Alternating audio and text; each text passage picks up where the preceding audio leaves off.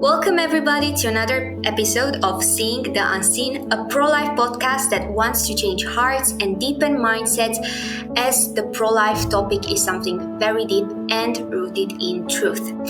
And here we do this by sharing life stories, testimonies, and opinions. Today we are going to listen to the life story and opinion of Melissa Byrne, Outreach Officer for Students for Life Ireland. She's 24 years old. She graduated from Maynooth University, where she earned a bachelor's degree in English and a minor in anthropology. She wrote her dissertation on the evidence of pornification in contemporary literature, which we're going to talk about later. Melissa, welcome. So good to have you here. Thank you so much for having me on. It's absolutely brilliant to be able to get to chat to you today.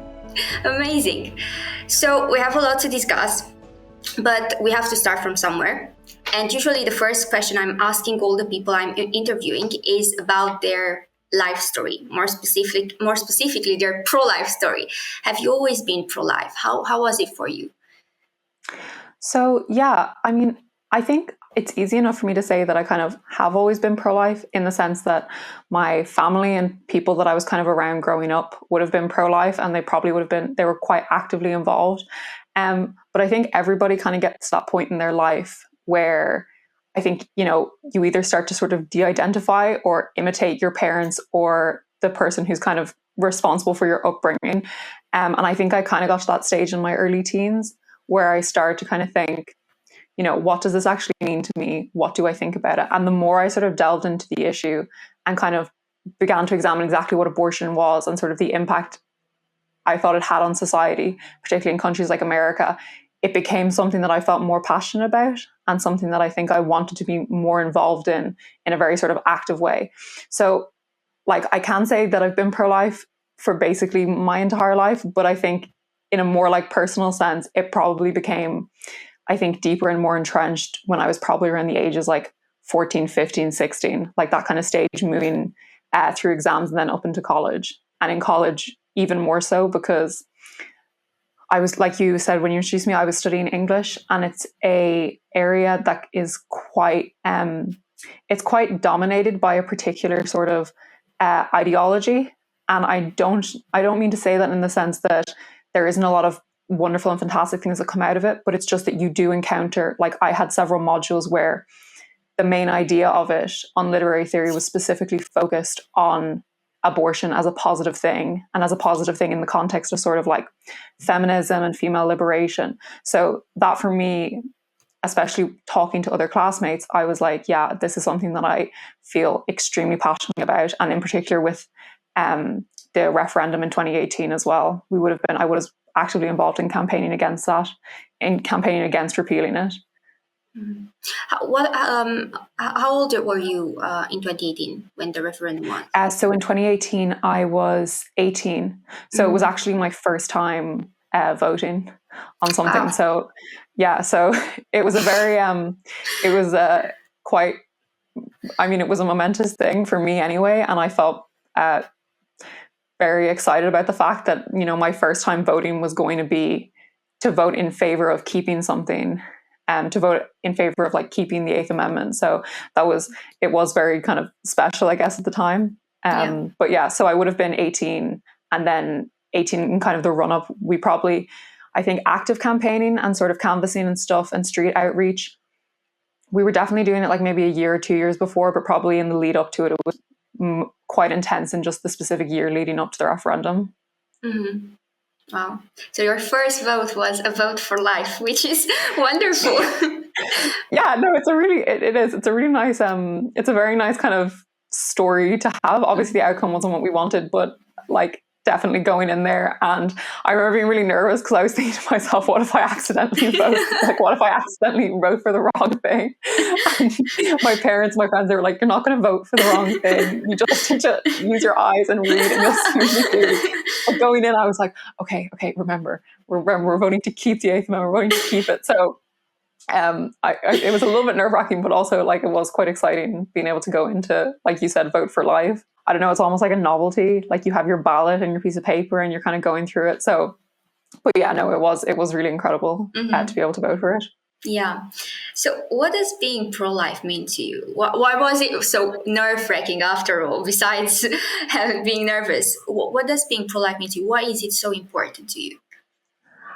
I think, well, for me, I know with the pro-life issue, it can become very, and obviously it is extremely centered on abortion.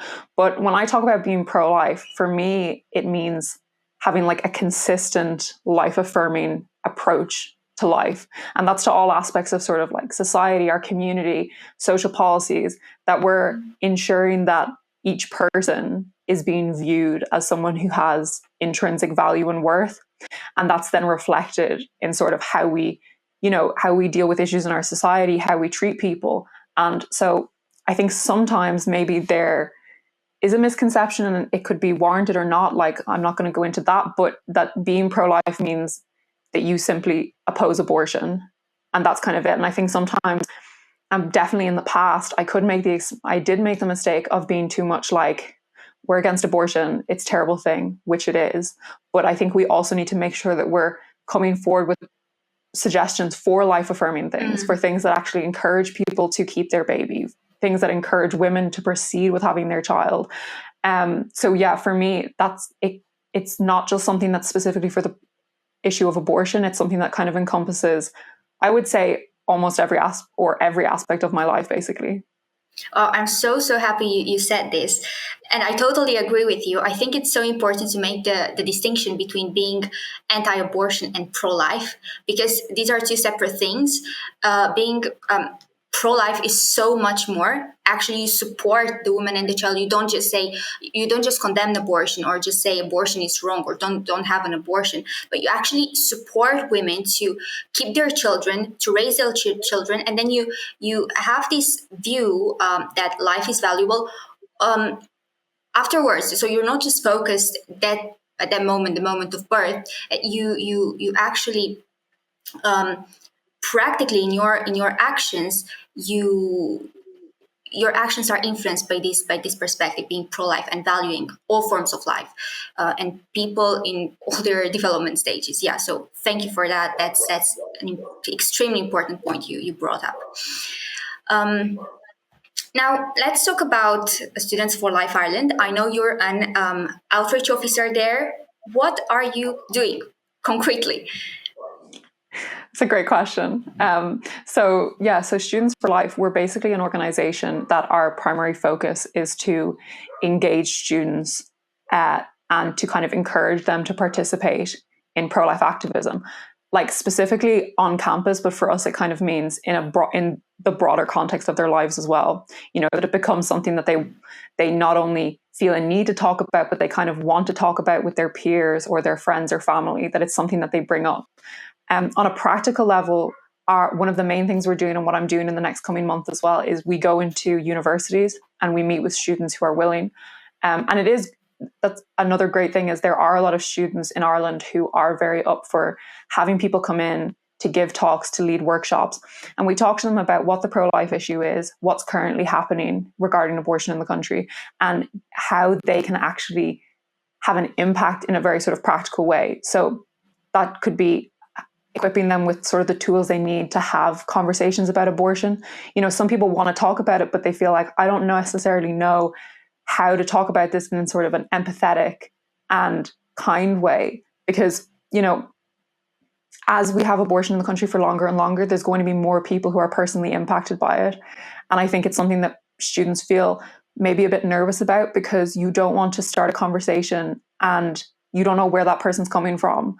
And so it's a lot about kind of meeting people where they are and being able to share your view in a very sort of positive way, and in a way that kind of allows you to find common ground with another person and with the person who may disagree with you. So we do workshops. And another thing we're currently doing is a big focus on social media at the minute. So I'm trying to get our blog page up and running, because I want students to be able to participate in that way, that they can write about, like I was saying earlier, not just abortion, but things that kind of have a life-affirming attitude, so they can write about various topics. And also our social media, TikTok and stuff like that. Like, I would not be the biggest TikTok person in terms of making videos personally, But, we put up a reel last week and it's just incredible the kind of engagement that has gotten compared to like static posts. So it's like letting students know that this is a really great way to reach people. It's not difficult to do. You can share something onto your story and all of your friends are going to see it and people who follow you are going to see it. But it's kind of a non sort of scary way of kind of dipping your toe into like activism, I guess.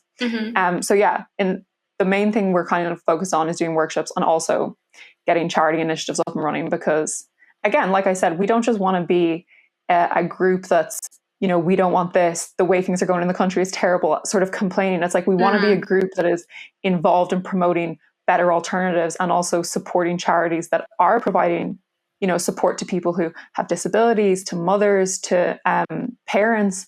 And that, again, is another very important thing to me personally and to the group to be involved in those charity initiatives. Wonderful. Basically, what you're saying that you're building loads of things because you want people to actually be able to have healthy pro-life input in the society, which is very, very important. Yeah. So besides this, do you have other activities as Students for Life Ireland? Tell me about an activity that you usually do, like the most often organized activity you have, and how would that go? So, for example, we would have, like I said, workshops where we come into the college to talk to people. We also have a annual student summit where we basically invite students to come along and we have a weekend of sort of activities, workshops. We bring experts in to talk to them about various areas related to abortion. And we also do, like I was talking about charity work, we do a sort of national collection day for the Special Olympics. So some of our students will go out onto the street and they'll collect money or donations for that cause. So there is a lot of activity going on. And in terms of how people respond to it, I think there can sometimes be a fear that we're automatically going to have a negative reaction to what we're doing, or that people are going to kind of meet us with sort of, I'm not interested in this, I don't want to hear about it at the best, and that the worst is you're going to get kind of cursed out or someone's going to be annoyed at you for what you're doing. But like, just to share, like most recently I went to speak in UCD, which is one of our universities in Dublin, and it was on a debate. And the debate was this house would mandate doctors to provide abortion care. And one thing for me that I found like very powerful about the whole thing was that after the debate, the motion passed, so our side didn't win. But after the debate, a lot of students came up and were like, I'm pro-choice, I'm pro-abortion, like I agree with abortion, but a lot of stuff you said like made me think, and it made me feel uncomfortable that we would force doctors to provide abortion if they were morally and if they had a moral and clinical objection to it.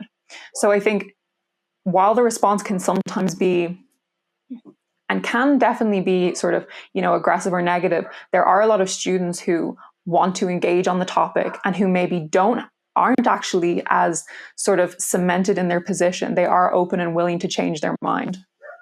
Mm-hmm. Oh. Yeah, I think you do a great work. Yeah, and who knows what expects Ireland in the future.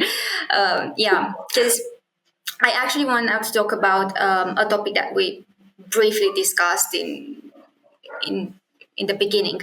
So many people who listen to the podcast may not know what happened in 2018. So basically in 2018, there was a referendum that changed the legislation regarding to abortion in Ireland. So abortion was legalized.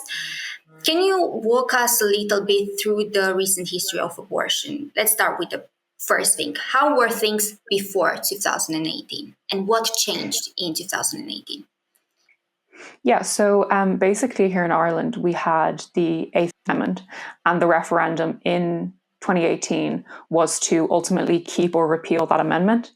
And I think it would be useful just to, the amendment itself was, I'm just going to read out what it said, but it's: the state acknowledges the right to life of the unborn and, with due regard to the equal right to life of the mother, guarantees in its law to respect and, as far as practicable, by its laws to defend and vindicate that right. So basically what this was we kind of had enshrined in our constitution that there was a protection for the unborn in our country. And this was, it was voted in I think it was 1983. So not that far in the past, and quite close to 2018, really. So we voted that in, and its main aim was to protect unborn children. And then in 2018, the referendum ultimately voted to repeal that amendment, unfortunately. But yeah, so now the way things currently are in the country is that was repealed in 2018, and now we have a scenario where there has been a 3-year review of the abortion law in our country, which has been undertaken by the government. And that's currently kind of the main thing in the news at the moment. And there are certain suggestions that 3-year review has made. So one is we currently have a 3-day wait in Ireland. So you can go for your first appointment, and then you have to wait 3 days before you can return for your second appointment. If you're a woman considering having an abortion. One of the recommendations is to decriminalize abortion in Ireland. And what this would effectively do is permit abortion up to birth, effectively, because there wouldn't be any repercussions for a doctor who performed abortion at a later stage. Mm-hmm. And then the third thing that is currently up for discussion is basically removing freedom of conscience. So we have 8 maternity hospitals in Dublin in Ireland that don't currently provide abortion. This review would have those hospitals provide abortion. And the suggestion in the 3-year review was effectively that if a doctor didn't wish, or a healthcare worker didn't wish to be involved in providing an abortion or referring a woman for an abortion, that they would effectively, what the person in the 3-year review said is that she didn't think that it would be fitting for them to have, say, for it to affect their career negatively if they chose not to provide abortions. So it's kind of pushing out a lot of doctors and healthcare workers, very good doctors, who feel personally and who feel morally and clinically uncomfortable with providing something that they do not believe is healthcare. So that's kind of where we are at the moment. And obviously we are pushing back against, and freedom of conscience is an interesting one, because I think it's an area that even people who would agree with abortion feel very uncomfortable, like I said earlier, with the idea that you would force a doctor to perform or refer someone for an abortion if you felt like it was not healthcare and it was not the right thing to do, and that it was ultimately detrimental for, of course, the baby who loses their life, and for the woman themselves to actually experience the sort of impact of abortion. Mm-hmm. And how did you feel the dynamics of society during this time? Basically, what caused the 2018 referendum? Did people wanted it? Was it something else? How did you get there, basically? I think a lot of the reason that led up to the 2018 referendum was this sort of sense that abortion became very tied to, and in a similar way to other countries, abortion became very tied to this sort of question of feminism and equality, right? So this idea that in order to have a real sense of equality in the country, you need to have abortion, because it's another area in which women need to be able to have that autonomy and freedom to choose, and that they're not going to be held back, that they will had the same level of freedom of men who don't have children, and so therefore they can make the same decisions as men to a certain extent. Mm-hmm. And I also think that because it was, I think, packaged in such a way that this is so much a part of equality, there were also people then who, they felt uncomfortable with abortion, but there were certain instances in which they thought abortion should be permitted. So, for example, we always hear about,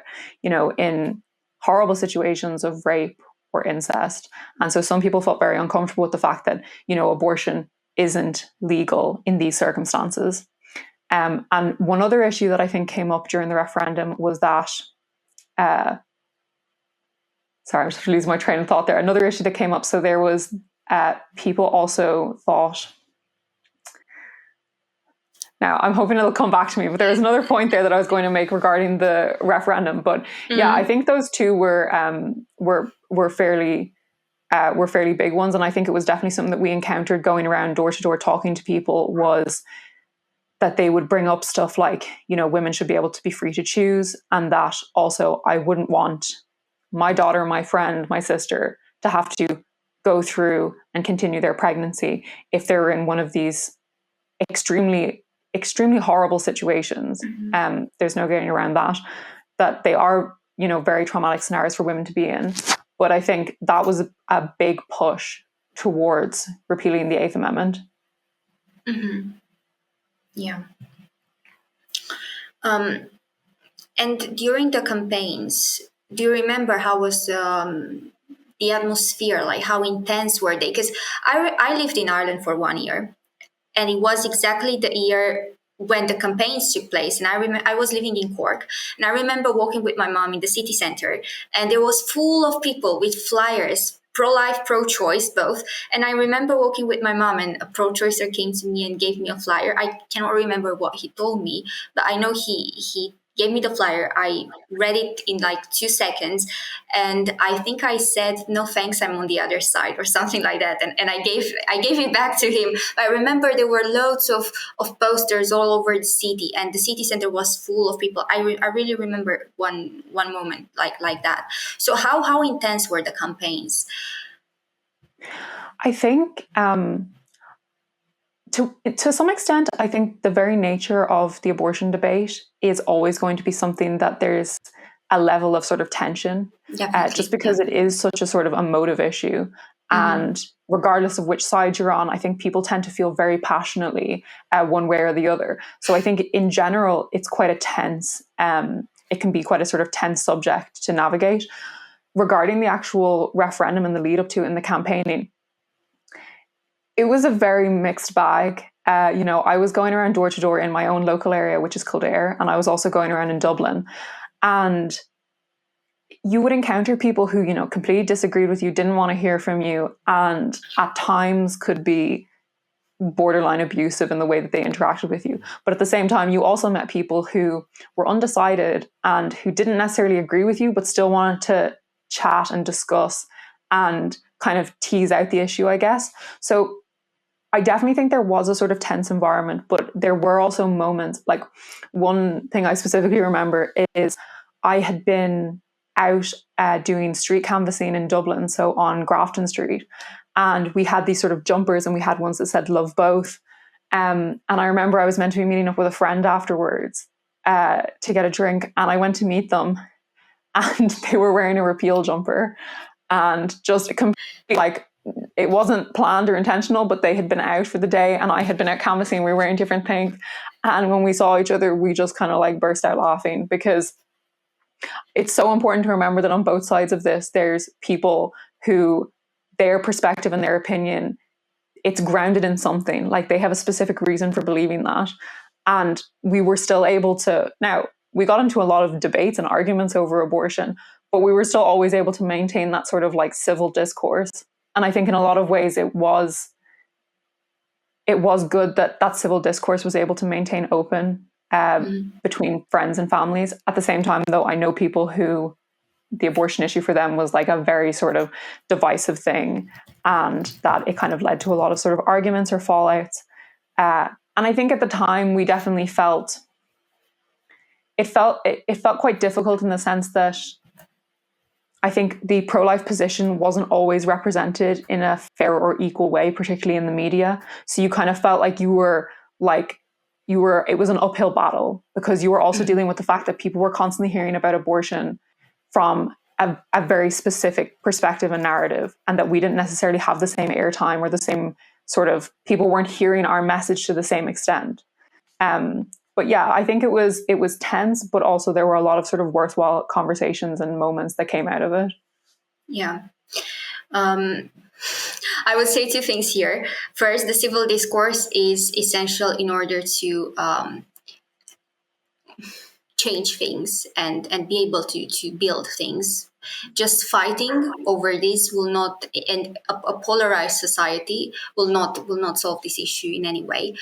And I think so civil discourse is essential. And then second, regarding what you said, that this inequality, how the sides are treated, the pro-life side and the pro-choice side. Obviously, usually the pro-choice side is gets more TV time and so on and so forth.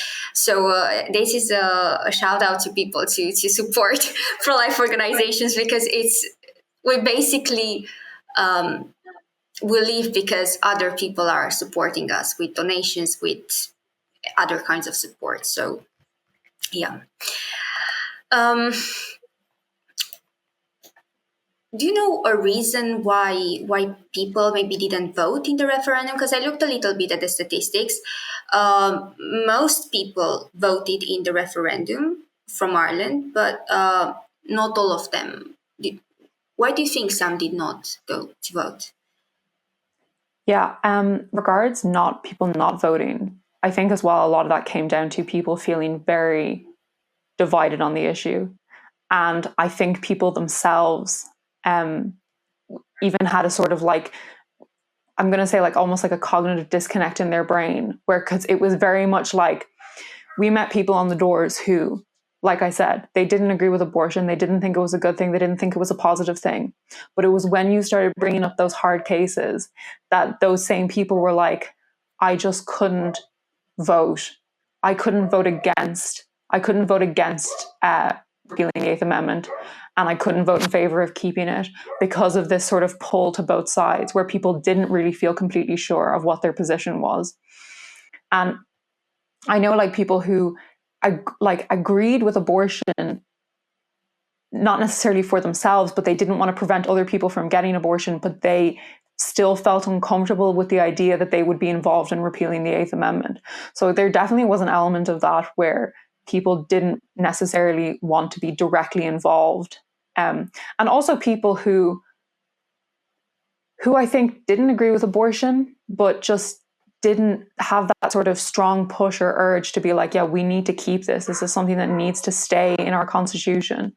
And ultimately, a lot of that was sort of, using those sort of like very moving stories, but in a way slightly took away from the fact that, this is ultimately ending a child's life. This is, it's not just, this is not just something that's going to impact our country, but it's going to impact other countries in how we view and determine who has value and who has meaning and who is allowed or worthy to stay alive effectively. So I think some people maybe, with everything that was happening, with all the coverage on it, that was maybe an actual like key issue, the kind of core message from the pro-life side at the time that people missed out on. And I think in some ways we maybe didn't do a good enough job or weren't effective enough in getting that across to people, because we probably could have had some more people who felt like they weren't sure which side they came down on or how they felt, and that we could have impacted their vote. But yeah, I think a lot of people definitely didn't vote because they just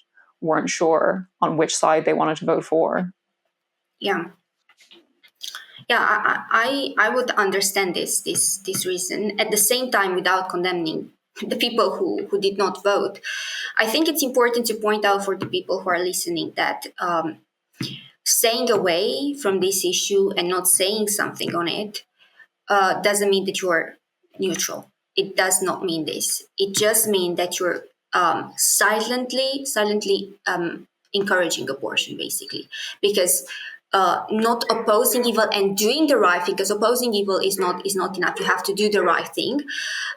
So without doing these two things, you actually do evil in some way, and the good and the bad affects us all. And what you said about it, the decisions in your country will affect other countries, that's true, because I think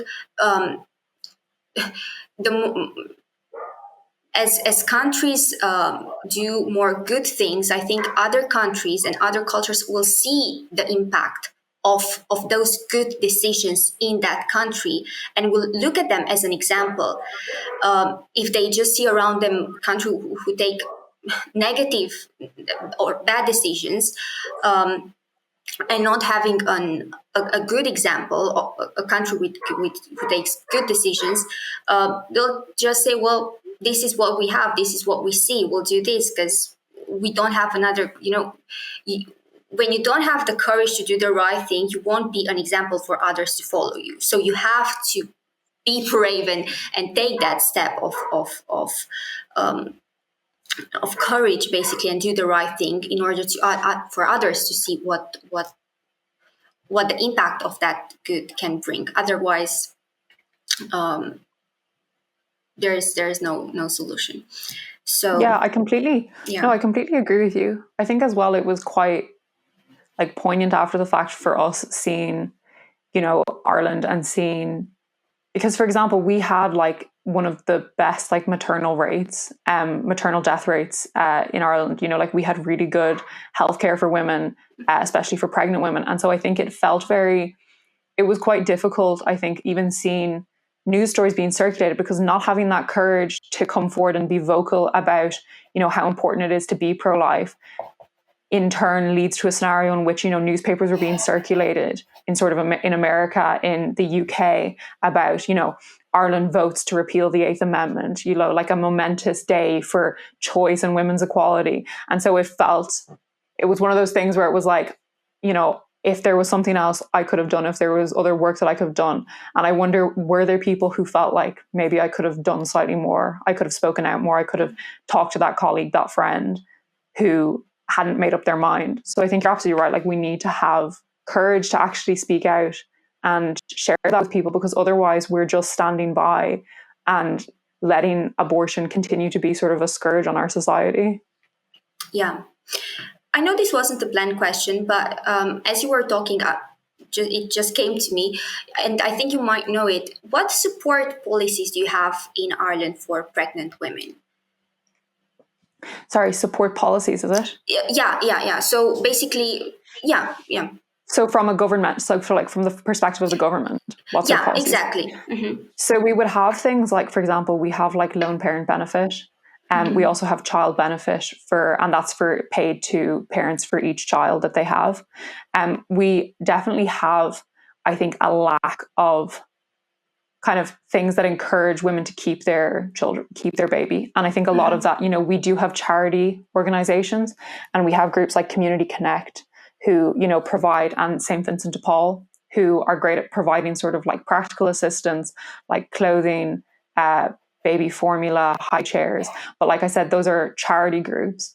And one thing that stood out in the 3-year abortion review that I was talking about is there was no suggestion on how we can sort of tackle or deal with, because, our abortion rates are going up, and there's no question of, and we're currently in a cost of living crisis, and there's no connection made there between what other supports do women need. And of course, we do have stuff like universities as well have, on-campus crash facilities for women who have children and who still want to pursue their education. But stuff like this, that's just not enough, especially when you have someone who, being a parent and caring for a baby it's a very full-time thing, and it can be quite intense. And I think we're not seeing enough at a governmental level of, what else do we need to do here? What other practical assistance can we provide? What emotional assistance? We also have stuff like, the My Options helpline, which we did some research on that. And, in 100% of the phone calls where a woman says that in our research, we found that when a woman says she's unsure about how to do, they bring up abortion first 100% of the time, So even stuff like this, like free counseling services that people can access, they're not actually giving them other alternatives, and then when they're asking for alternatives, they aren't there. They're not presented to people. You can reach out to this organization, you can reach out to this group. So definitely, I think there needs to be more. And that's what we were surprised at in the 3-year review, is that there isn't more mention or really any discussion of what could be implemented, to encourage women to be able to have their baby and also pursue their education or pursue a career if that's what they want as well. So yeah. How developed would you say is the pro-life movement, but also this support area for pregnant women in Ireland, like centers for crisis pregnancy? Do you have any? I would say it's not that well developed. Like a lot of areas in our country, especially stuff like even, mental health services and stuff like that, the systems are kind of overburdened and they're not really managed in a very effective way. I think in the context of sort of pro-life activism and pro-life work, we do have quite a developed community of people. And we do have sort of, like I said, those charity initiatives. We also have, Gianna Care, who provide like counselling and support. There's another charity that we're actually doing fundraising for in the coming few months called Anew, and they provide housing and also a day service for women who are pregnant or new mothers who are at risk of homelessness. So like a lot of the stuff that we kind of have is very much sort of kind of grassroots to an extent. It's very sort of like at a community level or charitable organizations themselves. So we don't really, well, as far as I can see, we don't really have a good built up system or network where a woman who finds out she's pregnant can be like, I know exactly, if I look this up, it's very easy for me to find out this is who I can talk to. This is where I can find support outside of sort of charitable organizations. Mm-hmm. Yeah. I think many countries in Europe are in this situation. So this is something that has to grow, and we have to contribute to, because support is what makes the difference between a woman choosing an abortion, basically not having another option, and keeping her child. Support is vital, basically. Now, I want to change a little bit the subject of the conversation. Not too much, obviously. It's still in the same area. You wrote your dissertation on the evidence of pornification in contemporary literature. Obviously, I believe this is itself a topic for another whole interview. But could you tell us one conclusion from your paper that young people should know and should be aware of it? Yeah, for sure. No, it was definitely an interesting thing to do. I think before I decided what I was going to do my dissertation on, I kind of came across this quote, and it was from Jean Stefancic and Richard Delgado. They had written this sort of piece on pornography, and they had basically said this thing about how, when social scientists are examining pornography, they don't often control for things that, the effects that sort of bleed into our day-to-day life. So things like, casual comments, like a general attitude towards, say, men or women, how you view people, this sort of like casual kind of objectification. And I suppose my main takeaway, and what I would encourage other people to take away from it is, and after doing this sort of research, is I think we're seeing pornography and like pornification is basically this sort of like normalized attitude towards porn and how it's viewed in media. And so you see sort of tropes that exist in porn now come into things like literature and movies and TV shows, where otherwise, like, one thing that springs to mind is like stuff like Euphoria and the TV series, where you have sort of a very kind of like pornified way of presenting, in particular, young women.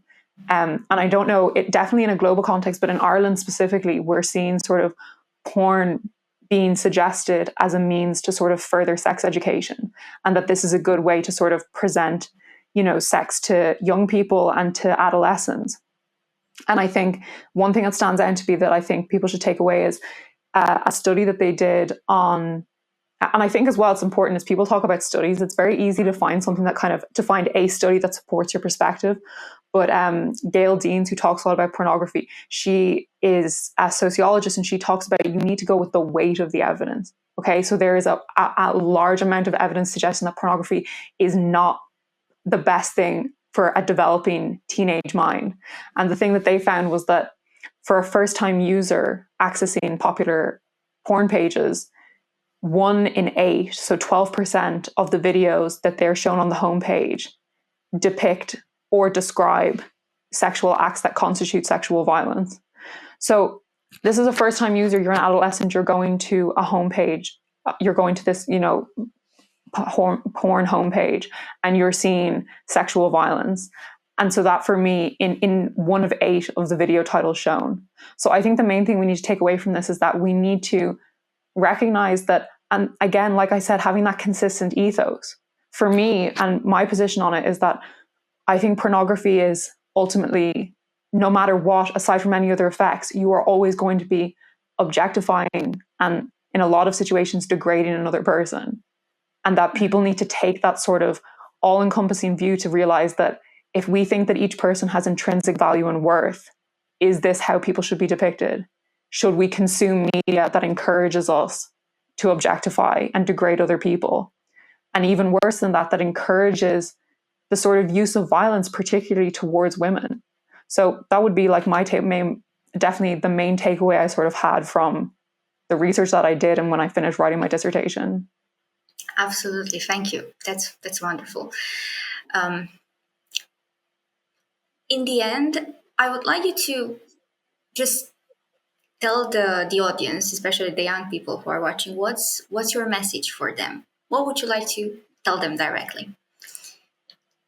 I think definitely the main thing is like have courage, like have the courage of your convictions. Don't be afraid and don't get too sort of bogged down in the idea that you're the minority, you know, or that your position is an outlier, that it's not wanted or needed. You know, we ultimately have a very positive message. You know, our message is one that's affirming, it's encouraging. We want to create a better society and a better support network for parents, for mothers, for women, for their children. And that ultimately, once you move away from that fear of, you know, how am I going to be perceived? What are people going to think of me if I say this? You start to become more, you feel this sense of like encouragement, because it's like, well, wait a minute, like what I'm telling people and what I'm sharing with people is such a like beautifully positive thing. You know, we are able to say to people, yes, I think that life is so beautiful and important and worthy that we need to actually do everything we can to support and nurture it. So my main takeaway is my main message is have courage. Have courage to talk to your friends, to talk to people in college, to not be afraid to speak up if these topic comes. I know it can be scary, especially even in, you know, sort of work environments. I know a lot of students have part-time jobs, and it definitely has come up in my life, and you feel nervous and think, I don't want to like, you know, I don't want to put the spotlight on myself. I don't want everyone to be like, oh, that person's like, you know, anti-abortion. Okay, but we're not anti-abortion, we're pro-life. You know, that's it. We have this incredible view towards what society could be if we in Ireland especially, if we go back to recognizing the intrinsic value of the unborn child with equal respect for the mother and for women. So that's my main thing, is have courage, you know, speak up. Melyssa, thank you so much for this input that you had in this podcast and for the message with which you equipped the audience, because I think it's very valuable. And I think this is one of the most beautiful discussions I had with someone on the issue of the pro-life issue and the issue of abortion. Thank you very much for all your contribution and for this. Thank you so much for having me on. It was such a pleasure to talk to you. The questions were fantastic, and I felt I had a lot of room for insight and discussion. So thank you so much for having me on and for connecting with us to invite us onto the podcast. Thank you, Melyssa. For everybody watching, thank you so much for staying until the end and for watching this episode of the podcast. More will come, so stay tuned.